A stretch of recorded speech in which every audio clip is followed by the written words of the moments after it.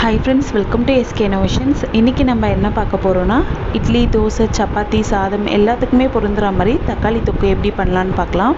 இதுக்கு பார்த்திங்கன்னா 2 table spoon அளவுக்கு தனியா, அரை டேபிள் ஸ்பூன் அளவுக்கு மிளகு, அரை டேபிள் ஸ்பூன் சீரகம், அரை டேபிள் ஸ்பூன் வெந்தயம் சேர்த்து ஒரு மிக்ஸி ஜாரில் தண்ணி சேர்க்காமல் பொடி பண்ணி எடுத்துக்கிட்டேன். அடுத்து ஒரு கடாயில் 4 டேபிள் ஸ்பூன் அளவுக்கு நல்லெண்ணெய் சேர்த்துக்கிறேன். நல்லெண்ணெய் நல்லா ஹீட் ஆகிட்ட பிறகு இதில் ஒரு 20 பல் பூண்டு தோல் உரித்து தட்டி சேர்த்துக்கிறேன். பூண்டு நல்லா வதங்கிட்ட பிறகு இதோட 1 கிலோ அளவுள்ள பழுத்த தக்காளியை கட் பண்ணி சேர்த்துக்கிறேன். கூடவே இந்த தொக்குக்கு தேவையான அளவுக்கு உப்பையும் சேர்த்து நல்லா வதக்கி விட்டுக்கிறேன். தக்காளி நீங்கள் இந்த மாதிரி கட் பண்ணியும் சேர்த்துக்கலாம். அப்படி இல்லாட்டி தண்ணி சேர்க்காம மிக்ஸி ஜாரில் சேர்த்து பேஸ்ட் மாதிரியும் அரைச்சும் சேர்த்துக்கலாம். இப்போ இந்த தக்காளி நல்லா வதக்கி விட்ட பிறகு இந்த தக்காளியிலேருந்து நல்லா இந்த மாதிரி தண்ணி பிரிஞ்சு வர ஆரம்பிக்கும். பாருங்கள், இந்த தொக்குக்கு நம்ம தனியாக தண்ணி எதுவும் சேர்க்க வேண்டியதில்லை. இந்த தக்காளியில் உள்ள தண்ணி மட்டுமே போதும். இப்போ பார்த்திங்கன்னா இந்த தக்காளியில் இருக்கக்கூடிய தண்ணி ஃபுல்லாகவே நல்லா பிரிஞ்சு வந்துடுச்சு. இந்த டைமில் நல்லா கலந்து விட்டுட்டு நம்ம அரைச்சி வச்சுருக்க பொடியை இதோட ஆட் பண்ணிக்கலாம். காரத்துக்கு பார்த்திங்கன்னா அரை டேபிள் ஸ்பூன் அளவுக்கு மிளகு சேர்த்துருக்கோம். இதோட நம்ம 1.5 டேபிள் ஸ்பூன் அளவுக்கு காஷ்மீரி மிளகாய் தூள் நான் சேர்த்துக்கிறேன். இது ஒரு நல்ல கலரும் காரம் கம்மியாகவும் இருக்கும், அதனால் நான் இதை சேர்த்துக்கிறேன். நீங்கள் தனி மிளகாய் தூளாக இருந்தால் 1 டேபிள் ஸ்பூன் அளவுக்கு சேர்த்துக்கோங்க. அப்படி இல்லாட்டி உங்கள் காரத்துக்கு தகுந்த மாதிரி சேர்த்துக்கோங்க. ஒருவேளை நீங்கள் மிளகாய் தூளுக்கு பதிலாக மிளகாய் கூட சேர்க்குறதா சேர்த்துக்கலாம்.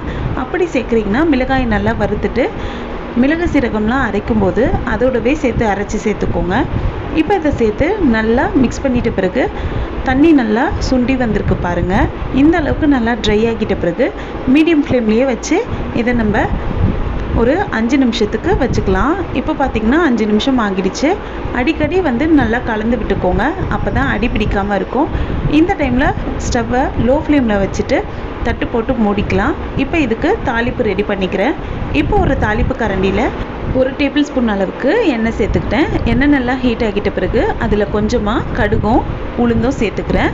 கடுகு நல்லா விடிஞ்சதும் கொஞ்சமாக கருவேப்பிலையும், கடைசியாக கொஞ்சமாக ஒரு 1/4 ஸ்பூன் அளவுக்கு பெருங்காயத்தூளும் சேர்த்து இது நல்லா பொரிஞ்சிட்ட பிறகு நம்ம ரெடி பண்ணி வச்சுருக்க தக்காளி தொக்குல சேர்த்து நல்லா கலந்து விட்டு ஸ்டவ் ஆஃப் பண்ணிக்கலாம்.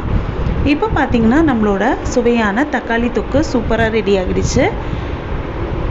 இது பார்த்திங்கன்னா ஒரு கண்ணாடி பாட்டிலில் போட்டு ஸ்டோர் பண்ணி வச்சிட்டோன்னா 1 மாதம் வரைக்கும் ஃப்ரிட்ஜில் வைக்கும்போது கெடாமல் இருக்கும்.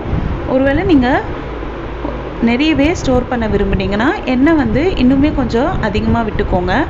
இது பார்த்திங்கன்னா இட்லி, தோசை, சப்பாத்தி, சாதம் எல்லாத்துக்குமே சூப்பராக ஆப்ட் ஆகும். ரொம்பவே சுவையாக இருக்கும்.